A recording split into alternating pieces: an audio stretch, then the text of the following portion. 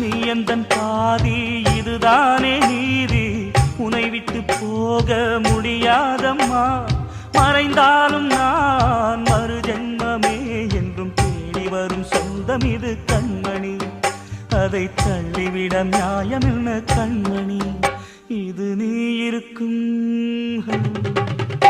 இது நீ இருக்கும் நெஞ்சமடி கண்மணி.